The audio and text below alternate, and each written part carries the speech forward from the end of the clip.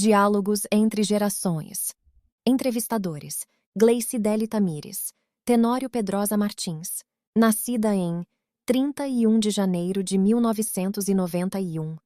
Gastróloga, instrutora de formação profissional e coordenadora de projetos culturais e gastronômicos, com experiência no SENAC-MG e instituições de caráter educacional/social, produzindo cursos de cozinheiro, culinária mineira, criativa, saudável e hospitalidade.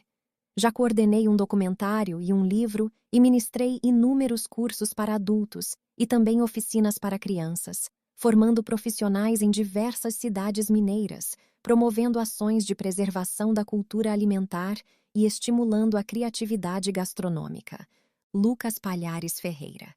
Nascido em 4 de junho de 1981. Graduado em jornalismo com 12 anos de experiência em comunicação e gestão de projetos culturais. Atuou como redator de mídia impressa e digital para jornais, revistas e agências de publicidade em diversas cidades de Minas Gerais, realizando trabalhos com SEO, fotografia, vídeo e edição. Desenvolveu e gerenciou projetos culturais e editoriais via leis de incentivo, com parcerias nacionais e internacionais em 4 países. Criador de conteúdo para mais de 60 empresas no Brasil e América do Sul, com forte atuação em comunicação institucional e projetos culturais. Trabalhou com organizações como Instituto Solar de Cultura, Meio Ambiente e Turismo, Clique Ideias Editora, Associação de Agricultura Familiar Quitandeiras e Doceiras, Anglo Gold Achante, Governo do Estado de Minas Gerais, dentre outras. Entrevistados: Caio César Aires de Souza. Nascido em 3 de janeiro de 1989. Caio César Aires de Souza é uma pessoa simples, de caráter forte, honesto, empreendedor e dedicado à família. Hoje é o atual presidente da Aprovart. Seu pai, João Anastácio, sempre ajudava a avó Gersina a fazer o vinho de jabuticaba. A tradição da produção de produtos de jabuticaba está em seu sangue, desde criança, participando das colheitas de jabuticabas. Aprendeu as técnicas e o modo de fazer o vinho acompanhando sua avó e seu pai. Começou a produção de vinho de uva e jabuticaba, e hoje mantém viva a tradição que atravessa gerações, sendo o 4º descendente do vinho de Dona Gersina. Está sempre em busca de aprimorar seus conhecimentos, fazendo cursos e outros, mas busca manter a essência. Receberam a premiação 4 vezes desde que assumiu a produção, sendo 2 em primeiro lugar, 1 em segundo lugar e 1 em terceiro lugar. Em 2022, fez o primeiro frisante de jabuticaba tinto suave, que foi um sucesso. Hoje, só tem a agradecer aos seus familiares por todo o apoio e por manter viva essa tradição familiar. Pretendo passar essa receita para meus filhos, para que eles mantenham seu legado. João Anastácio de Souza. Nascido 15 de abril de 1958. João Anastácio de Souza é um homem simples, dedicado à família e às tradições que aprendeu dentro de casa. Filho de Gersina. Emília de Souza cresceu acompanhando de perto os ensinamentos de sua mãe, especialmente na arte de fazer vinho, uma prática que Dona Gersina realizava com muito cuidado e carinho. Com o tempo, João Anastácio aprendeu cada etapa desse processo, desde a escolha das frutas até o preparo e o armazenamento do vinho. Mais do que uma simples produção, esse saber representava uma tradição familiar, marcada por paciência, dedicação e amor pelo que se faz. Valorizando aquilo que havia aprendido com sua mãe, João Anastácio fez questão de transmitir esse conhecimento às novas gerações. Assim, ensinou ao seu filho, Caio César Aires de Souza, o modo de preparar o vinho, mantendo viva a tradição que começou com seu avô Antônio Anastácio de Souza. Dessa forma, o saber passado de pai para mãe, de mãe para filho e depois para neto, tornou-se um importante legado familiar, preservando não apenas uma técnica, mas também a memória, os valores e o vínculo entre as gerações. Marcelina Papa da Silva e Graziele Papa da Silva. Nascidas em 23 de fevereiro de 1959, mãe, e 31 de março de 1999, filha. Marcelina e Graziele são mãe e filha e compartilham, além do vínculo familiar, o amor pelas tradições que nascem da terra e se revelam à mesa. Marcelina, professora por muitos anos, iniciou a produção de vinhos após a aposentadoria e, em 2018, associou-se à Aprovarte, passando a integrar o grupo de produtores locais. Graziele acompanhou esse processo por muito tempo à distância, ajudando nos bastidores sempre que possível, até que recentemente também se associou à entidade e passou a participar de forma mais ativa na produção. Juntas, seguem cultivando o vinho como expressão de memória, afeto e continuidade. Se Marcelina iniciou esse caminho para preencher o tempo, hoje é Graziele quem ajuda a preservar a memória, honrar o percurso trilhado e manter viva a essência de um legado que agora pertence às duas. Lourdes Pereira de Magalhães. Nascida em 10 de setembro de 1939. Dona Lourdes Pereira de Magalhães, aos 86 anos, mantém viva uma tradição familiar, a produção artesanal do vinho de jabuticaba. Aprendeu a fazer vinho aos 15 anos, com sua mãe, guardando e reproduzindo um saber que atravessa gerações. Com o passar dos anos, além de preservar a receita e o modo de preparo ensinados em família, também buscou aperfeiçoar sua produção por meio de iniciativas e capacitações realizadas no município em parceria com várias entidades como Emater MG, EPAMIG, AMDA, UFV e Newton Paiva. Sua casa, inclusive, tornou-se em alguns momentos um espaço de aprendizado e partilha, onde diversos treinamentos sobre a produção do vinho de jabuticaba foram realizados. Entre 2001 e 2018, Dona Lourdes participou da Aprovarte, período em que produziu vinho para comercialização, principalmente por ocasião da tradicional festa do vinho de Catas Altas. Hoje, mesmo sem produzir para venda, continua preparando o vinho para consumo da família, mantendo com carinho um costume que faz parte de sua vida há décadas. Em cada safra de jabuticaba, renova-se não apenas o sabor do vinho, mas também a memória e o afeto de uma tradição que segue viva em suas mãos. Silmara Aparecida, Cota Campos. Nascida em 13 de maio de 1973. Silmara Aparecida Cota Campos atua há 28 anos na Emater, trabalhando diretamente com os agricultores dos municípios por onde passou ao longo de sua trajetória. Sua caminhada profissional sempre foi marcada pelo compromisso com o fortalecimento da agricultura familiar e pela valorização das tradições locais. Em Catas Altas, desenvolveu um carinho especial pela produção secular e tradicional do vinho de jabuticaba, uma expressão rica da cultura e da identidade da região, que tem a honra de acompanhar e apoiar. Podcast: A tradição do vinho de jabuticaba em Catas Altas. Gleice Deli. Olá, sejam muito bem-vindos. É com muita alegria que começamos um episódio especial.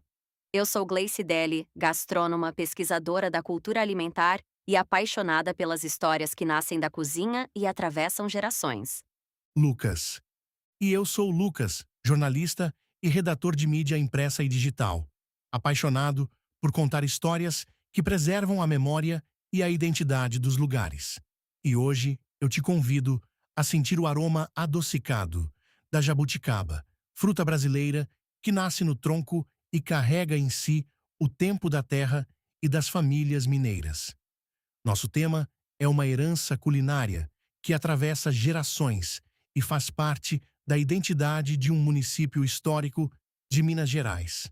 A tradição do vinho de jabuticaba de Catas Altas. Gleice Deli. Quando falamos em vinho de jabuticaba, não falamos apenas de uma bebida. Falamos de quintais cheios de fruta madura, de famílias reunidas, de saberes passados de pai para filho, de mãe para filha. Falamos de afeto, de resistência cultural e de patrimônio imaterial. Lucas. E essa história acontece em um lugar muito especial. O município de Catas Altas, Minas Gerais. Imagem 27. Cidade de Catas Altas. Domínio público. Lucas. Uma cidade histórica mineira, cercada pela Serra do Caraça, onde a jabuticaba não nasce apenas nos pés das jabuticabeiras. Ela nasce também no orgulho, no sentimento de pertencimento da herança cultural que cada cidadão catasaltense carrega consigo. Gleice Deli. E para contar essa história, hoje nós temos convidados muito especiais. Pessoas que vivem, que aprenderam a produzir e que produzem e mantêm viva essa tradição. Estão conosco Caio César Aires de Souza, Graziele Papa da Silva, João Anastácio de Souza, Marcelina Papa da Silva, Lourdes Pereira de Magalhães e Silmara Aparecida Cota Campos. Lucas, ao longo deste episódio, vamos ouvir seus relatos sobre as primeiras produções, as tentativas, os acertos, os erros, a festa do vinho, os aprendizados e os movimentos coletivos que ajudaram a fortalecer o vinho de jabuticaba como símbolo cultural. Gleice Deli. Então prepare-se para uma conversa cheia de história, verdade e identidade. Porque mais do que falar sobre uma bebida, nós vamos relembrar memórias e aprendizados. Lucas, então pegue sua taça, mesmo que imaginária, e venha com a gente.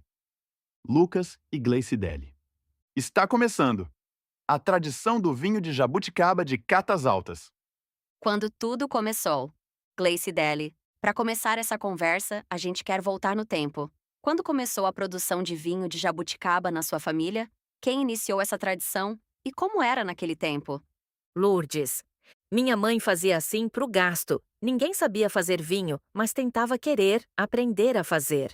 Fazia, ficava bom, mas não tinha aquela coisa de todo ano. Tipo assim, ter uma receita que aquele ano ficou bom, aí guardava pro outro ano fazer. Um ano ficava bom, outro ano estragava, né? Aí foi, eu casei, peguei o mesmo modelo dela de fazer também para minha família, né? Mas para casa e os amigos, as pessoas que iam na minha casa eu servia também, todo mundo tomava, achava bom, mas eu não tinha técnica nenhuma, entendeu? Ninguém sabia, muitas pessoas faziam, mas ninguém tinha técnica de saber fazer o vinho. Lucas, olha como é bonito isso. Não tinha receita escrita, não tinha curso, não tinha manual. Era um conhecimento coletivo, construído na prática, um saber que não estava no papel, estava na experiência. Lourdes. Eu fazia até 1.000 garrafas por ano. Depois que veio a epidemia, no outro ano foi chuva sem parar. Quando a gente foi para pegar as frutas, já tinha caído tudo, né? Tava toda no chão. Porque a fruta amadureceu, você tem que colher. Se não colher naquele tempo, pronto, né? Nós fomos lá, tava tudo no chão. Eu até falei com o Caio, que tinha um pouco lá, um restolhão se ele quisesse pegar. Caio é vizinho lá, onde ele colhe a dele, eu tenho o quintal também, que é vizinho. Sempre eu passo para ele um pouco. Quando ele quer arrumar comigo um pouco, tem só a cerca. É facinho de pegar. Gleice Deli. E ouvindo a Lourdes falar, a gente percebe como essa conexão entre os vizinhos e as famílias é forte, né? Aproveitando que ela falou que é vizinha do Caio e do João Anastácio, conta pra gente como você produzia o vinho João. João. Eu fazia o vinho, gostava, entusiasmava para ajudar a minha mãe a fazer o vinho. Desde os 5 anos de idade, eu ajudava a minha mãe a cozinhar jabuticaba, panhar e ajudava a fazer o vinho de jabuticaba. Na época não existia nem garrafa. A pessoa ia para comprar um vinho que ela fabricava, que dava certo. Ela falava para a pessoa assim: "Você tem que trazer a sua garrafa para eu encher e você levar o vinho." E não tinha rolha nem nada não. A pessoa aparecia lá com a garrafa, ela ia lá e enchia o litro e falava pra gente: "O menino vai lá na adega lá embaixo, lá no paiol lá, pega uma espiga de milho, debulha e joga o milho pra galinha e quebra sabugo pra arrolhar a boca do litro pra a pessoa levar o vinho." Era desse jeito. Não existia rótulo, não existia lacre, não existia nada não. Gleice Deli. Uau, o sabugo de milho como rolha. Nunca vi isso. O vinho era artesanal em tudo, na forma de fazer, de guardar, vender. Era um produto realmente caseiro. Caio. Minha história começou desde novo. Meu pai levando a gente para ajudar minha avó a colher jabuticaba. Na verdade, ele levava a gente para brincar, né? Que a gente ia, ficava acompanhando ele e brincando nos quintais, correndo, derrubando jabuticaba. Não sobe no pé não, senão vai derrubar tudo. Lucas, é engraçado como essas histórias começam, né? A gente acha que está só indo brincar no quintal, mas no fundo já está participando de tudo. Gleicidele. E no meio da brincadeira, da correria no quintal, a criança vai aprendendo sem perceber, vai criando gosto de estar ali junto, né? Muito legal. Caio. A avó da gente sempre dava um trocadinho no final, né? A nossa alegria era o trocadinho. Toma aqui para você comprar uma balinha ali. Aí a gente ia e acostumou. A gente veio tomando gosto de estar ajudando, de estar ali junto com a minha avó e com ele. Então, é uma história que vem de geração em geração. Começou em 1949 pelo meu bisavô Anastácio de Souza. Ele resgatou como fazer o vinho de jabuticaba em 1949. Deu continuidade. Passou para minha avó, Dona Gersina. Então a minha avó deu a sequência. Como ela, em outros anos teve os irmãos também, que é a tia Nelly, o tio Nereu, tio Tarciso, a tia Eulália. Então, nesses filhos dele, teve mais alguns produtores que vieram. Minha avó deu continuidade e ela veio fazendo vinho, e acho que foi 2008 meu pai assumiu. João. Meu avô começou. E eu não tinha tempo, porque eu tinha que trabalhar fora para tratar da família. E nas horas vagas que eu ajudava minha mãe a fazer o vinho. Já minha mãe aprendeu a fazer com os pais dela e foi dando continuidade até ela falecer. Até com os 90 anos eu ajudei ela a fazer, processar e tudo. O Caio tomou gosto porque ele me ajudava e ajudava a avó dele a fazer também. Ele com 5 anos já ia para a adega ajudar a mexer nas garrafas, higienizar e lavar tudo. Lucas. É bonito perceber como essa tradição vai atravessando o tempo.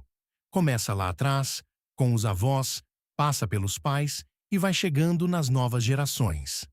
Gleicidele. E muitas vezes isso acontece de forma muito natural, né? A pessoa cresce vendo, ajudando um pouquinho aqui e ali, e quando percebe, já faz parte da história também. Lucas. Mas nem sempre esse caminho começa na infância. Às vezes, ele surge em outro momento da vida, quando aparece um tempo livre, um convite ou até um incentivo de alguém da família. Gleicidele. E é justamente assim que começa a história da Marcelina e da Grazi, mãe e filha, que também encontraram no vinho de jabuticaba uma forma de se reconectar com essa tradição. Essas duas inseparáveis, não é mesmo, meninas? Marcelina. Eu me aposentei em 2018 e fiquei em casa com um tempo muito ocioso, porque minha filha estava estudando fora e eu só tenho ela. Eu ficava sem saber o que fazer. Grazi. Quando eu me mudei para fora, eu fiquei uns anos morando em Belo Horizonte. Ela ficou com muito tempo ocioso. Eu, filha única, meu pai trabalhando fora. Ela aposentou, a casa sozinha. Gleicidele. Imagino que deve ter dado aquela sensação de e agora? O que eu faço? Grazi, exatamente. Um belo dia ela me ligou e disse: Eu acho que eu vou começar a produzir vinho. Eu: Oi, saí tem alguns dias e você já vai começar uma produção? Ela: Vou começar, sua tia incentivou. Tô sem nada para fazer. O que você acha? Eu falei: Mãe, vai! Vai que eu embarco junto. Marcelina. Minha cunhada já produzia vinho e começou a me incentivar. Por que você não mexe com vinho? Porque você está sozinha. Eu te ensino. Aí eu fui e tentei. Comecei a fazer o vinho junto com ela me ensinando, peguei todas as técnicas e fiz o vinho, até que ficou bom. Lucas. Às vezes, o incentivo não vem de um pai ou mãe, mas ainda assim vem de dentro da própria família. Alguém que já faz, que chama e que ensina. E aí, o conhecimento continua circulando. Marcelina. Ai, já senti mais empolgada e continuei fazendo. Depois minha filha veio para casa e assim, foi muito bom porque resgatei um pouco do que meu pai fazia. Meu pai fazia pinga quando a gente era mais novo, ele fazia pinga. E aqui eu fui mexer com a jabuticaba, foi uma experiência maravilhosa. Grazi.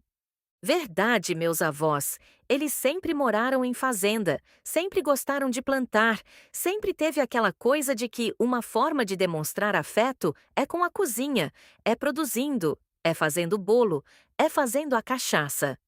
Igual ela falava, o meu pai já tinha o hábito que aprendeu com os pais dele também, de fazer vinho, mas só fazia pra gente em casa mesmo, para consumo próprio. Depois, entrou a época da pandemia e eu voltei para casa. Foi aquele ano que todo mundo não podia sair, não podia ter contato e nessa de não ter contato. Gleice Deli. Aquele ócio criativo? Risos. Grazi. Então ela sugeriu: por que você não aprende a fazer o vinho de jabuticaba? E eu: tá, por que não? Também não tô com muita coisa para fazer, vou aprender. Aprendi uma coisa aqui, minha tia ensinou outra coisa ali. Comecei a ajudar ela na colheita, produção, engarrafamento. Lucas. E pelo jeito, essa parceria mãe e filha funciona bem. Grazi, meu pai costuma brincar que eu e ela para ele somos um perigo, porque quando a gente passa muito tempo juntas, ela inventa alguma coisa. Eu embarco na ideia e quando vê ele já está lá tendo que dar conta das coisas que a gente inventa de fazer em casa. Lucas. E dessas invenções e tentativas dentro de casa, muita coisa vai surgindo e as tradições também vão se firmando. Gleice Deli. E ao mesmo tempo em que cada família tem a sua história com o vinho de jabuticaba, como tudo começou, existe também um jeito próprio de fazer. Um saber que foi sendo construído ao longo do tempo. Lucas. E esse saber não vinha de livros ou de cursos. Era aprendido no dia a dia, com a prática, observando, experimentando, conversando, compartilhando os erros e acertos. Gleice Deli. Então agora a gente queria entender melhor isso. Como era, de fato, o modo de fazer o vinho de jabuticaba?